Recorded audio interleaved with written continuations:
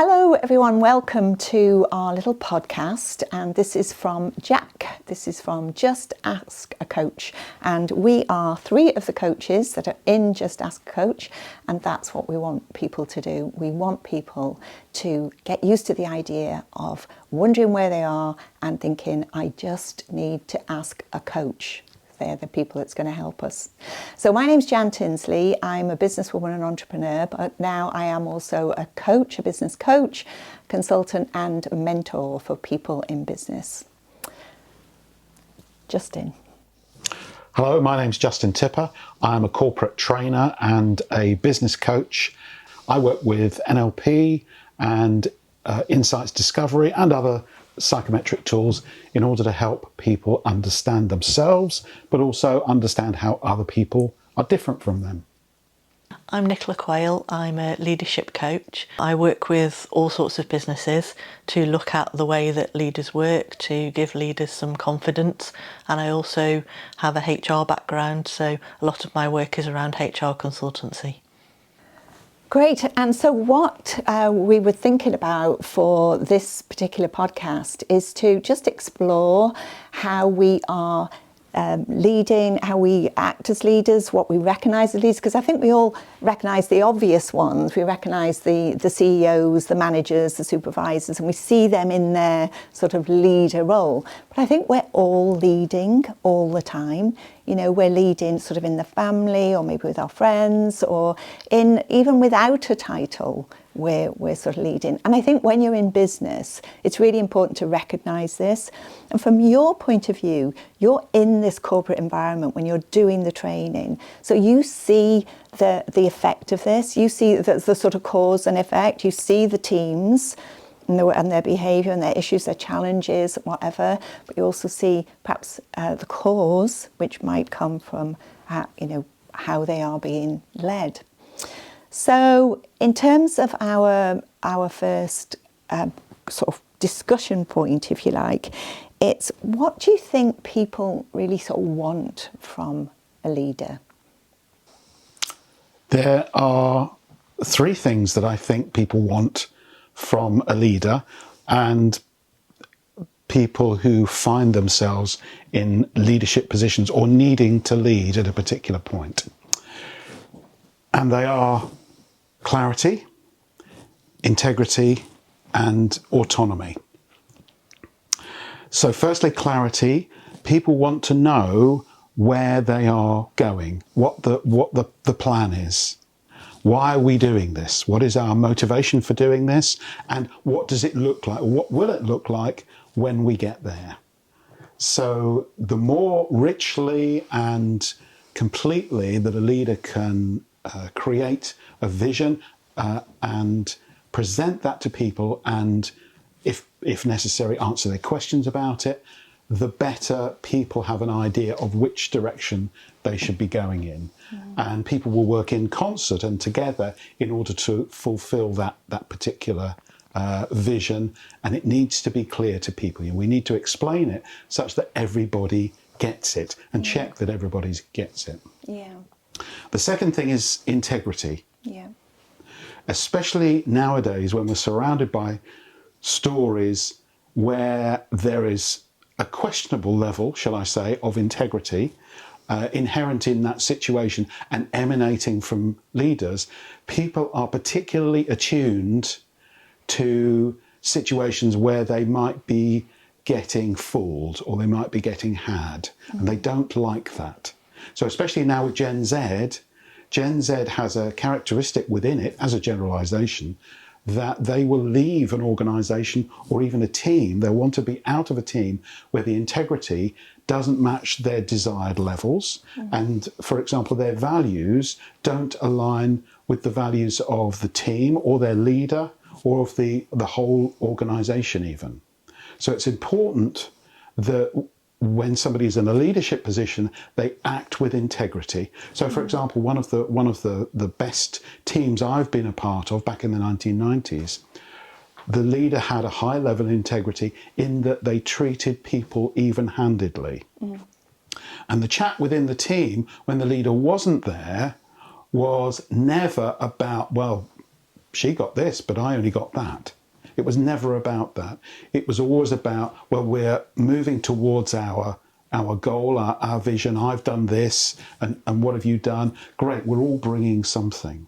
And the leader treated people with even-handedness and fairness, and the integrity was never questioned, because all of her behaviours lined up with her words. Nice. The third prerequisite of a good leader is autonomy, to give autonomy to people. So to set them on their way, to give them the vision, and then get out of their way. One of the best things that a leader can do is, once they have set the direction and motivated people to move towards it, is just get out of the way and let them get on with it. I'm sure many of us will have had a leader or a manager in the past who felt the need to micromanage. And it's one of the most soul-destroying things that you can possibly do, is through anxiety or fear or your distrust of how competent people are, to keep checking in with them. And how are you doing with that? Do you need any help? Do you need me to look at anything? Well, a certain level of that is fine. And of course we should all, as leaders and as team members, communicate with our colleagues.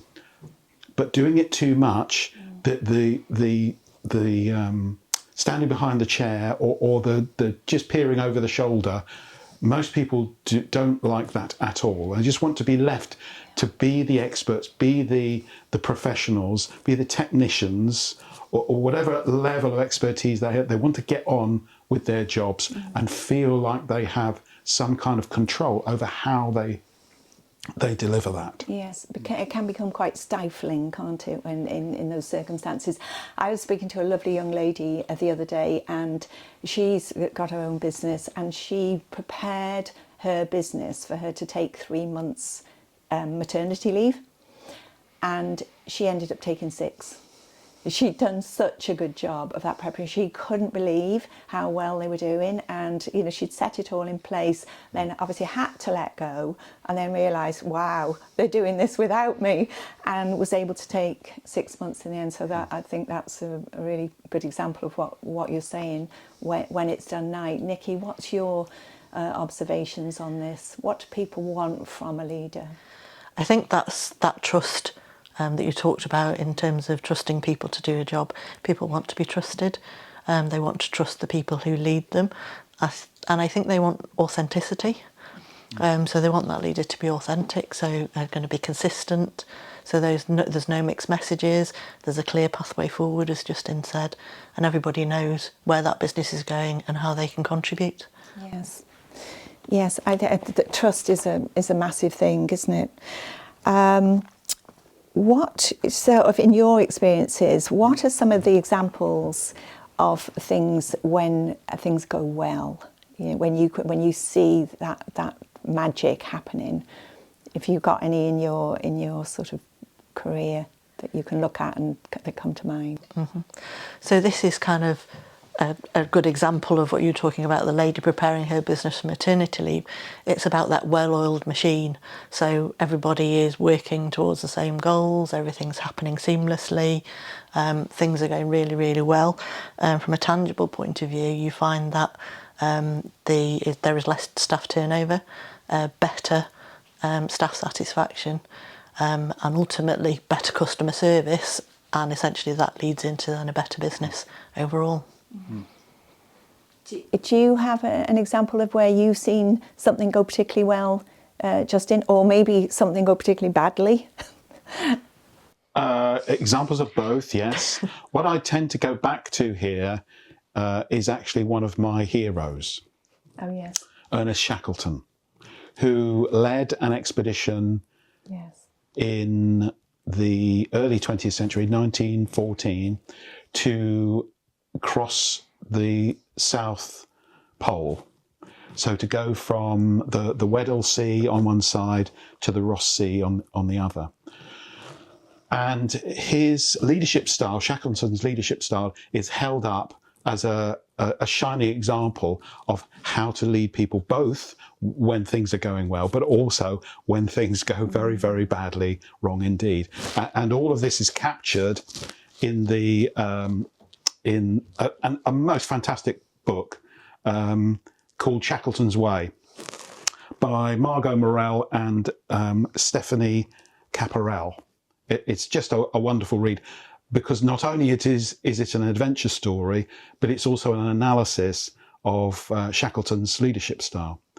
So, for example, one of the things that went wrong was that once they got to the Weddell Sea in their ship Endurance, there were 27 crew members. They found themselves stuck in the pack ice. And one of Shackleton's leadership traits at that point, because this was unexpected, they weren't expecting to get stuck at that point, was optimism. And he was very positive that this would be fine and that it's a great opportunity for us to study the environment in which we find ourselves. So he was often realistic, but also upbeat with things and finding ways in which they could benefit from their circumstances.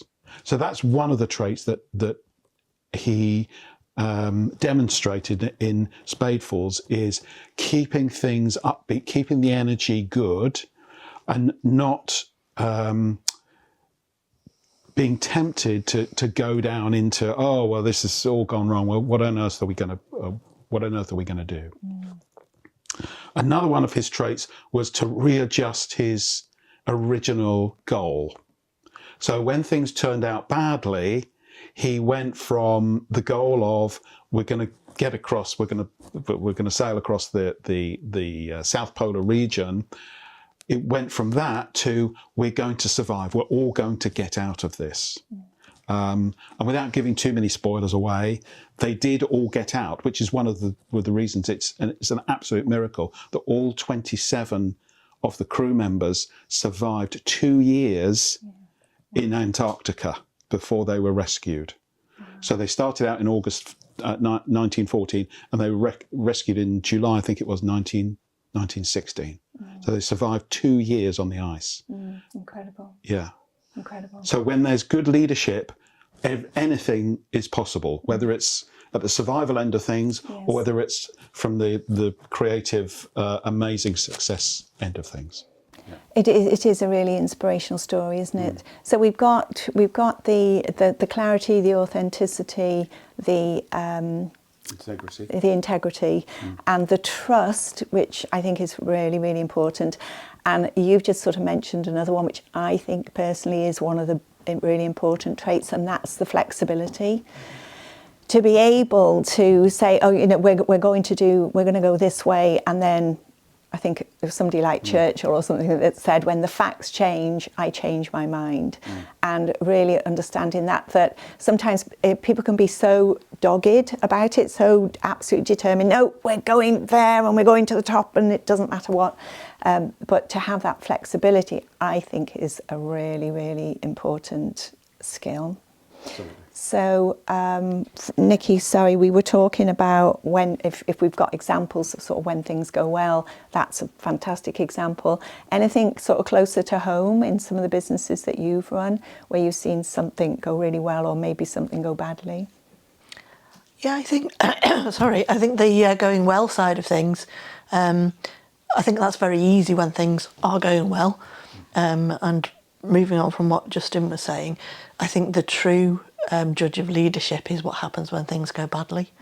So what happens when things aren't going quite so well, and how leaders react and how leaders treat people at that point in time, and how they lead people out of that and use those skills that they have to actually change direction without losing that trust, integrity and all the things that we were talking about.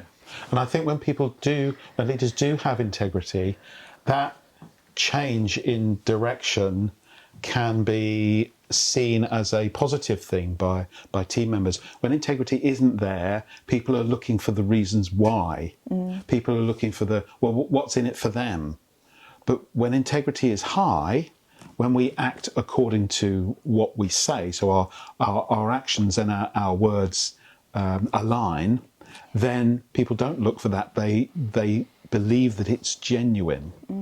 Yeah. So do you think when things are going badly, do you think people need a dictator, or do they need a darling? I don't think they need either. I think they need something in between. They need an absolute balance of that in between. Sometimes there is a need to have that stronger leadership and be a bit more directive, but there's also a need all the way through that to show that softer side in terms of the way that they treat people and engaging people and making sure people are looked after and guided through. There's a few things that come up, because as soon as you know you're going to be talking about something, then things sort of conspire to come to you, don't you? My husband is an absolutely avid football fan, sports fan, basically everything. And I heard there was two things that sort of came up that struck me, and one was actually a football manager who said, "I feel I need to be a dictator, but a nice one," he said. and I don't know if that's possible or relevant, but it seemed to work for him. And the other thing was that another football manager had actually said that, well, it wasn't actually the manager that said it, it was the people who were observing him. And they said that one of his traits was that he could be different things for different people. So for the people he knew that he had to go and put his arm around and give them a stroke and a hug, and that he could do that. And for the others, that he had to be really hard, and it was a really good talking to, whatever. And he knew really personal things about them. He knew family names, he knew events and things like that. But he was also really good at being able to draw the team together. But it was that struck me in terms of the flexibility as well, that sometimes you do have to be different people for different things, as we all do in our life. And talking about this now, you know, in terms of our own inspiration for how we lead, if we think about that in terms of if we're starting a small business, if we're running a small team, in our family, with our friends, whatever we're doing, all these qualities, all these traits, they're really helpful. And even to the point where we're in a selling environment, or we're trying to introduce some new concepts or a new procedure or something like that, these qualities I think are really, really important. Absolutely. And the question contains a false dichotomy, doesn't it? Yes. Dictator or darling. Yes. It leads us to think, well, you know, which one should I be? But the answer is, the question is flawed, isn't it? Deliberately, but the question is flawed because it's one extreme to the other. And as we've said, it's flexibility that will get the jobs done. Yes. And knowing how to treat people. So I'll come back to Shackleton again. One of Shackleton's personality traits was that he read avidly. So he drew lessons from all different types of cultures and environments and situations in order to understand how people worked.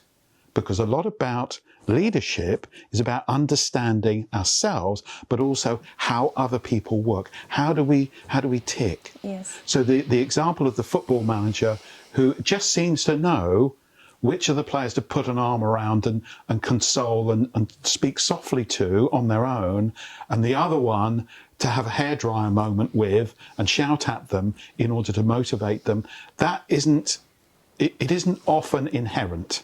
It's very rare that somebody comes to that situation just because they magically have that talent. It's through study and reading and talking to other people and really taking on the experiences of others. So one of the things I think that people can do in order to be better leaders is find an example of excellence that you know. Yes. Whether it's somebody far removed from you, like Shackleton, or whether it's somebody in your own organisation or in your own social group, and say to them, I'd really like to talk to you. Buy them a coffee. I'd really like to talk to you. How do you do the things that you do? What's going through your head? What do you believe about people? What are the processes that you go through when you're deciding, oh, I want this person to be part of my team, or I don't want them to be? How do I motivate these people? Ask them that. Find examples of excellence and mine those gold nuggets of ideas. Yes, absolutely. I like that word, mine. I was going to say model, but mine is even more more intense, isn't it? What challenges do you think that are most prevalent now? What challenges do you see now? In the leadership sphere, I would say that the biggest change is people's expectations. Certainly in terms of that generational shift that we were talking about, that we touched on before. So leaders now have to find a style or a communication style, or communicate with kind of 5 different generations, and find a way to motivate those different generations. So those communications and everything that they do has to appeal to each of those levels, and tap into what those people actually want, and actually keeping abreast of those expectations and keeping relevant, I think, is quite difficult for a lot of leaders. Yes, amazing.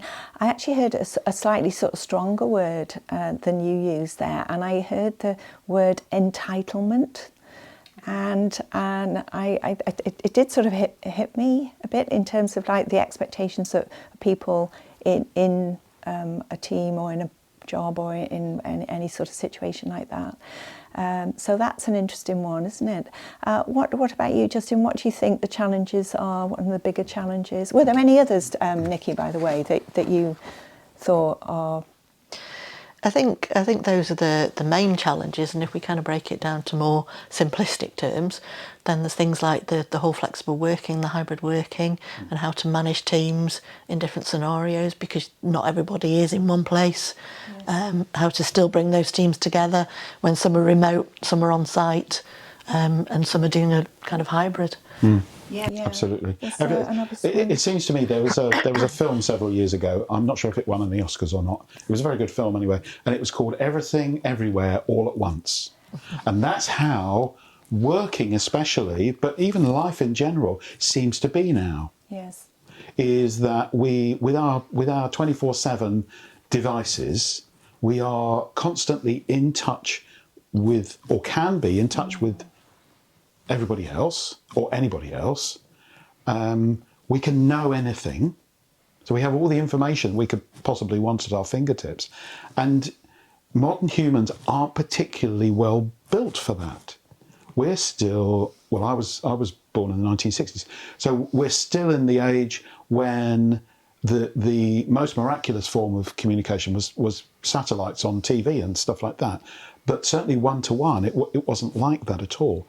So leaders have to manage their communication channels and be adept at communicating with people in a much different way than they used to have. So it's not a surprise if some people struggle with that everything, everywhere, all at once life, as it were. So I think that's one of the and what it causes. I don't know if anybody remembers the paperless office. Do you remember that? Mm-hmm. Paperless office, where computers were, and the advent of decent computer screens was supposed I haven't seen my desk, obviously. We're supposed to do away, but it was true, wasn't it? Yeah. We're thinking, oh no, we'll be fine. We'll just work on screens instead. Well, hello, we've got even more paper than we ever had, plus we've got the screens as well. So that didn't happen. And the idea that more communication is better is not necessarily the case. What we want is clear communication at the right time, and just how much I want to receive. But apart from that, I want to get on with things. Yes. Because I could just keep communicating. I imagine all of us can imagine the situation where we could just go onto Facebook or LinkedIn or Instagram or TikTok and spend our whole lives on there. We could literally fill the day either with consuming or with broadcasting. We could do that the whole time. So there must be a way for us to balance that so that it's effective, but it isn't overwhelming. And it isn't overwhelming, if we're the leader, it isn't overwhelming for our teams as well. Yes, wow, it's a tricky balance, isn't it? Yeah, I think there was a good point that you raised there, Justin, in terms of that, the right amount of communication. Sorry, the right amount of communication. I certainly had a very inspirational leader at one point in time, and he used to say, what's the point of communicating if I've got nothing to communicate? There's no point in saying things for the sake of saying things. He said, if I've got key messages or I've got something that people need to know, I'll let them know, but otherwise I'm not going to kind of, like you say, bombard them with unnecessary information. Yes, yes. And for some reason the word sort of respect has just popped into my head. You know, I think where people find that balance, there is a lot of respect there. I think people who are on the receiving end of this, either, you know, behaviour or traits or challenges, they have a certain respect for people in that way. Just you saying that in terms of you had an inspirational boss or whatever, I can think of that in my sort of circumstances and think how much sort of respect I had for these people, to watch them balance these things and to be able to be flexible and, you know, horses for courses sort of thing at the time. And often when the time it was really, really tough. So... sorry, I'll just jump in there and say respect is also very connected with integrity, isn't it? Yes, yes, absolutely. And the consistency of integrity and treating people in a way which is fair and even-handed, even if they're not of the same status, Yes, is so, so important. And it earns that respect. We can lead from the front, we can lead from the rear, we can lead by example. And I just thinking about, I took I think my dad was about 80 odd, and my sister and my niece on a trip to Canada. Now my dad was 80 odd, had never done a long haul flight. My sister had to put herself on a fear of flying course to actually get to Canada, and my niece just thought it was all absolutely wonderful. And I noticed when we were on the trip, so I was sort of like the travel agent. I felt I should have had one of those flags and right, follow me. And I was really having to work out how to manage this little group. And in the end, I had to do it from the front, because every time I sort of either slowed down, either to talk to them or to explain something, they all slowed down and sometimes actually stopped. So if I was trying to tell them something, I would be talking to them and they would just slow down. And I was trying to say, no, keep going. And it always struck me, I often think about it, how funny it must have looked, you know, this really sort of disparate kind of group and age. But I ended up, it had to be from the front. So I was at the front. I had a metaphorical flag, and it was, okay, follow me, sort of follow Jan. And we did like an amazing trip to Niagara Falls and Toronto, and the reason for the trip was to go and find a long lost friend of my dad that he hadn't seen for like 50 years, which we did, and visited him as well. But then I'm a granny to 7 grandchildren. And I like to lead from the front in it as much as I like to lead by example. So I want them to feel proud of me. I want them to see in a situation that you know, they would look at me and they'd either be proud of the way I handled it, or thought that was okay, or I haven't embarrassed them, or whatever. But sometimes with them, I kind of have to lead from behind. So we've been to the wildlife park, and I just sort of stand back and watch them go. And you're sort of scurrying and perhaps bringing up the rear, bringing up the stragglers, keeping an eye on anyone that's sort of going off track a little bit. And I'm sort of saying that and sharing that as an example of some of the traits of leading. Sometimes you have to lead from the front. Sometimes you have to get behind and understand what's happening behind. How important do you think that is? Is it do as I do or do as I say?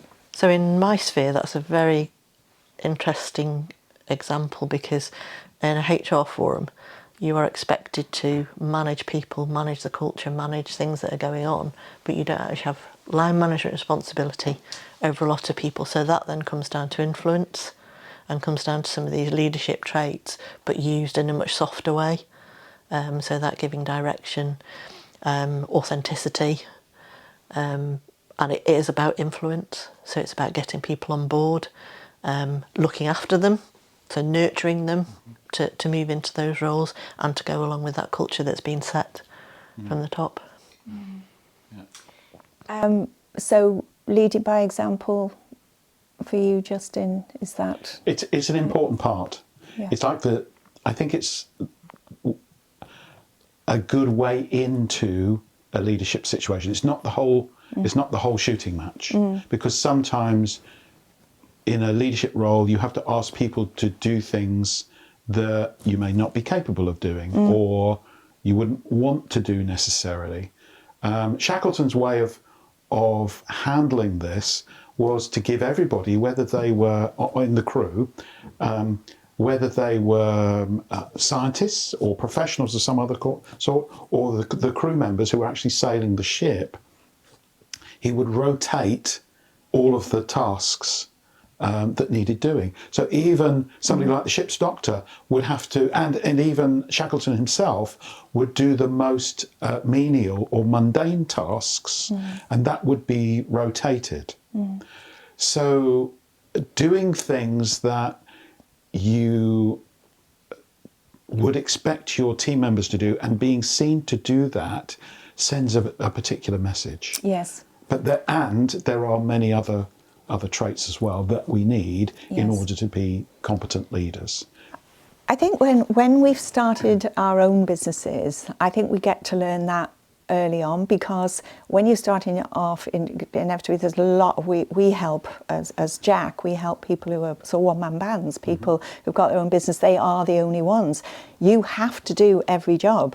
You have to change the pinter cartridge, you have to make the tea, you have to make sure, all those things. And I think, and as your business expands, you realise that you've got this opportunity to delegate these roles, but you still come from a place of, yes, I wouldn't ask you to do anything I wouldn't do myself. It's just that you're better at it than me now, or these are your skills and I'm sort of doing something else. So interesting now, with you mentioning Shackleton, I was just thinking that a lady comes to mind who is just going to do an Arctic challenge, and she is training now to walk across the Arctic and throw herself into ice pools and all these various things. And I was thinking about her and her in her role in work, and just thinking how inspirational she already is.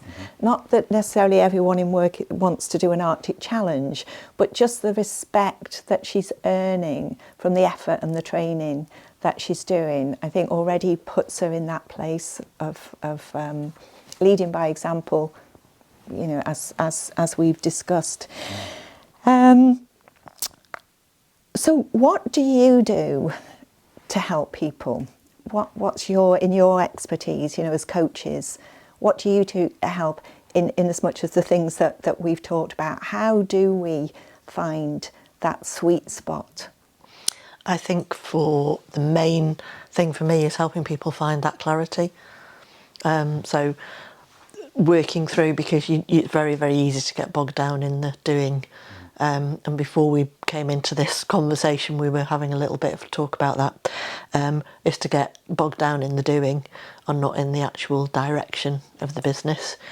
So sometimes it's giving people clarity, making sure that they're still moving in the same direction, and helping them to discover the things that are holding them back. And why, and work out why things aren't happening. Those answers, obviously, we know as coaches are actually inside everybody, and everybody inherently knows that, but it's just drawing out what it is that is going to help that person. Wow. So giving direction, so clarity, you said, and being able to, so not to concentrate on the doing, but to concentrate on the directing as the leaders. And what's the effect of that, do you think, when people are doing that? what's the effect when they make that sort of change? What do you see with people when they've been able to get that clarity? So I see much more confident leaders, much more accomplished leaders. And I think if we go back to that leading by example question before, it isn't just about leading by example. Well, it is about leading by example, but it's also a lot that goes behind that in terms of working on yourself, working on your own leadership style, working on those traits that we talked about early on in the conversation, and also a little bit of training and keeping relevant and up to date.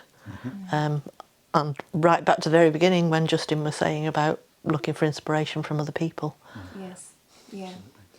I think one of the best things that coaches and the good coaches and leaders do is ask people questions in order that they can uncover their own strengths, Yes. their own weaknesses, and really see where they can improve and learn and grow. So there are 4 questions that great leaders can ask. So is this what you do? Is this what you do for people? Yes, absolutely. Yes, that's right. So I coach leaders to ask questions. Many leaders and managers think that they should know it all. I think any business person, any business owners, I think they get a bit nervous about asking for help or asking questions or whatever, because they think, oh, I've got this business, I'm supposed to know it all. Yeah. And exactly so. Nobody knows it all. Most people, most of the time, are making it up as they go along. So there are 4 questions that great leaders can ask. And you need a certain level of bravery and courage, because it exposes you to people thinking, well, they don't really know. Does this person know what they're doing or not? So the questions are: first one is, what's going well in our team, in our business, in our organisation, in our country, even? What's going well? And listen to the answers. Secondly, what's not going well? I want to hear the truth now. I want to hear from the shop floor or the places I can't get to as the leader, what is not going well. Third question is, what would you do to change things?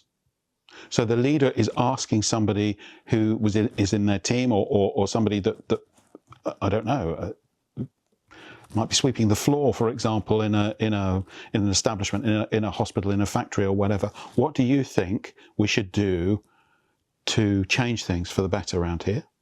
Fourth question is, what else? And what else? And leaders learn a lot from doing that, from asking honest questions where they want honest answers. But also it helps the team members and the people that you're working with to understand that you really want to know these things.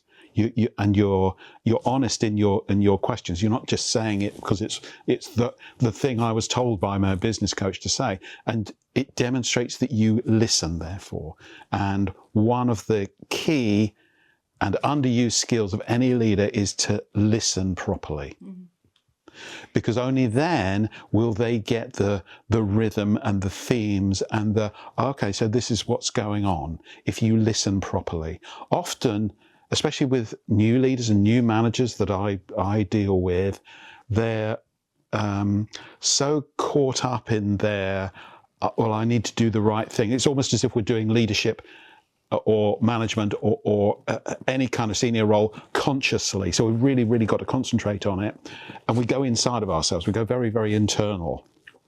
We think about, okay, so I need to say this now in this meeting, or I need to make this point, or I need to prepare for this. Isn't it? They're concentrating on the exactly, it can be all consuming sometimes, especially if you're nervous or you're in a new situation which you're not quite sure of. What we need to do is we need to put our attention and our focus from ourselves, after we've prepared properly, from ourselves onto the outside, and onto what other people are saying, what other people are doing, how we're doing things, and ask those questions. When you ask a question, what you don't want to be doing is thinking of what your next question is. What you want to be doing is putting your focus on the other person, such that you actually hear the answer. and they know and they can tell that you're listening properly. Well, I think that's a really good example of what I was just going to ask as the next question. What's the effect of that change on the receiving end? What change do you see for those people? And I think I just want to put this in context as well, in as much as I think this works in any circumstance. So this works with your children, this works with your family, this works with your friends. This is so important when you're in a certain situation, bearing in mind all these things that we've spoken about. What's the change we see? What's the experience? I think the main change is that engagement from the people around you, so whether it's your family, whether it's the employees, whether the people you work with, and that sense of belonging that they get from all these things that are going on, and knowing that where they're going, what's happening, and that safety. So that psychological safety as well in organisations. And from a practical point of view, again, we go back to that, there's less staff turnover, more motivated employees, more work going on, better work, happier staff. Yeah. Those are really important points, Nikki. There, we started kind of rattle them off as a lead, because you think, it's sort of nirvana, but that is such a benefit for the people on the receiving end. I think. Yeah. One of the best managers I had in a business, we would have bi-weekly progress meetings. So there was just one spreadsheet that we used in order to keep track of the projects that I was responsible for. The most of it was her asking questions about, so how the questions that I listed before: what's going well, what isn't going well, what do you think we should do about this?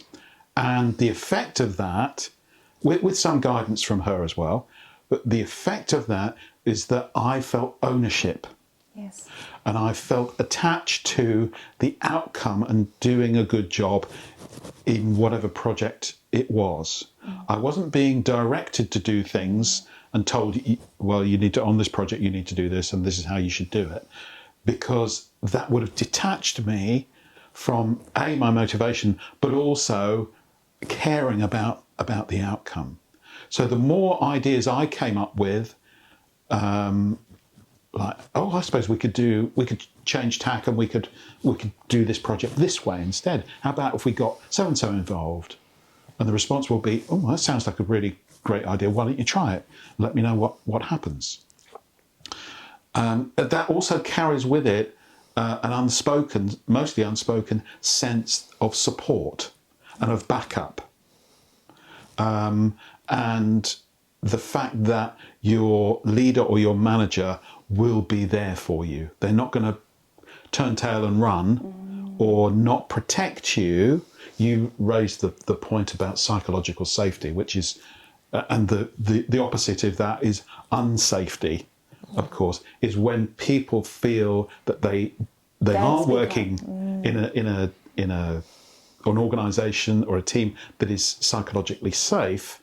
Then they're not willing to take risks. They're not willing to be wrong. They're not willing to be creative or inspired or even inspirational, because they know they're going to get shot down for it.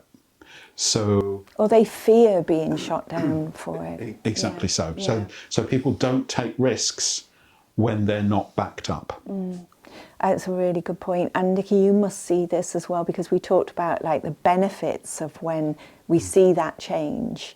Do you want to add anything to that Justin said, where it's not being experienced, then what's the effect then? So those are those organisations where people are very unhappy. As we said, they don't like to take risks. It's a very, very safe organisation.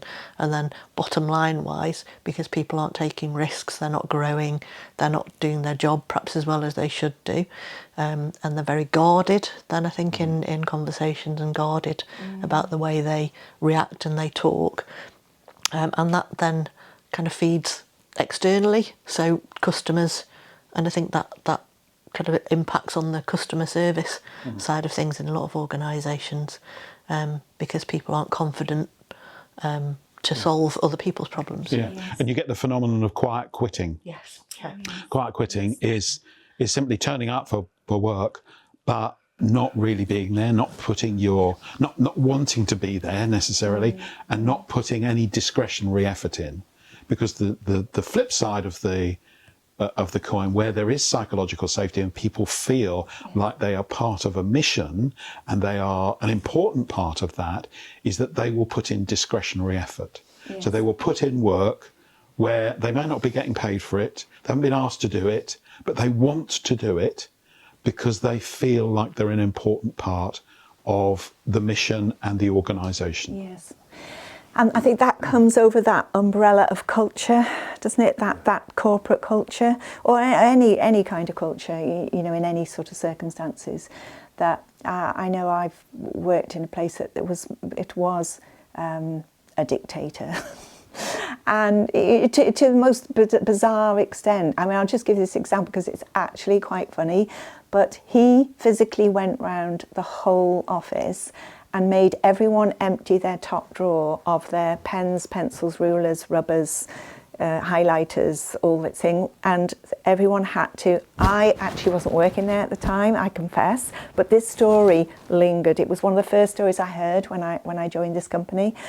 And he took a box and he made everyone empty their top drawer. And then he had everyone line up to his office and they could go and pick one black pen, one red pen, one pencil, and these are grown-up people. For what purpose? These are people, managing waste, cost efficiencies.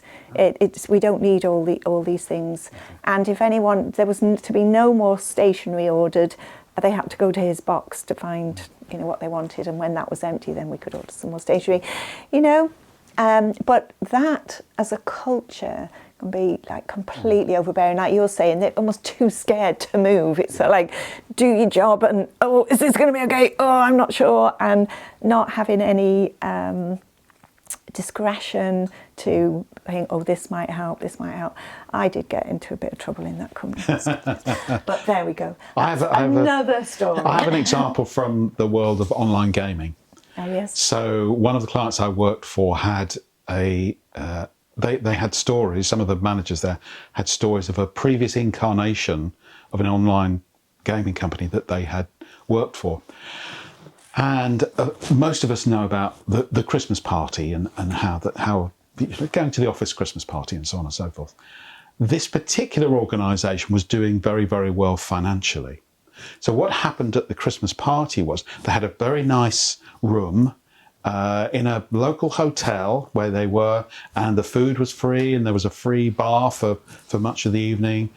And there was a section that was, if you like, cordoned off. So it had those kind of rope things that you get in hotels or in other places. And this was the special VIP area where the directors were having their meal, thank you very much, and they were all having champagne and stuff, and that they had special guests who came and ate with them, and everybody else was eating other things and drinking other things. But there was a special place for the high ups in those organisations. So what do we think was the message that was sent out by that particular leadership group? It's one of, well, you know, you're the little people, and we're the big important ones. And what that did for the culture, well, that organisation folded.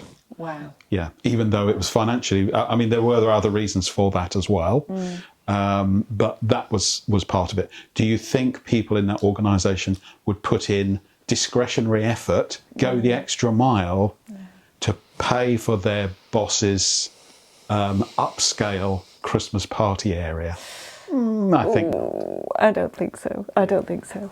That's brilliant. I just wanted to just look at the little notes that I'd made, just to make sure we've covered the sort of things that we wanted to talk about.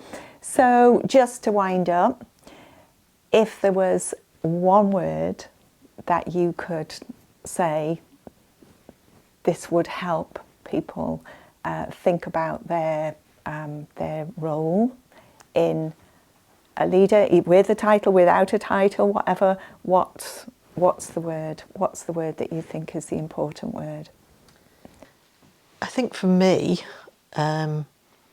it's trust. So people knowing that they can trust the leaders knowing that they can trust their staff to get on with the job, and trust in yourself as a leader in terms of that self-belief. So it kind of transcends all those areas. Okay. If I had to pick one word, it would be clarity.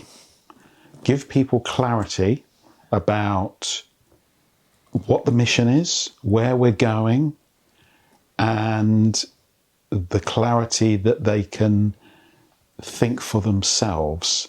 How do we get here? It's not necessarily the leader's role to say how we get somewhere, simply to say this is where we're going. So clarity, please. Brilliant. And for me, my word, it's hard to pick one, isn't it? Oh, you asked the question. My word would be flexibility. That would be my word, for people to remain flexible. That I think the people who are the most flexible are going to be the most successful, because life doesn't work out sort of as we expect all the time. The other thing I will just sort of mention is as well, I saw a lovely little clip from Bear Grylls, and he says 3 words to his children every day. And so the obvious one, you think, oh, well, it's going to be I love you, you know. And then when you read it, he said the 3 words were, be kind today. And I thought, wow, that's a powerful message, isn't it? So that, like, in business, in, you know, no matter what sort of role we take on, if we think about that as a foundation for us to be kind today. And I think that actually directs a lot of the things that we're talking about. It directs clarity, because you're trying to help people to give that sort of direction. It directs trust for sure. And integrity and respect. And integrity and what was the other word that you used? The autonomy. I think the autonomy is a really, really big one, when people really can take ownership of the work and feel that they're trusted to do their job, and they can be flexible when things aren't going right. Well, thank you both for this lovely conversation around leadership of all kinds. And I hope for our audience that's been useful to listen to. And as you know, we are 3 of the coaches in Just Ask a Coach. And we hope that if there's anything that resonated with you today that you'd like to get in touch with us about, then please do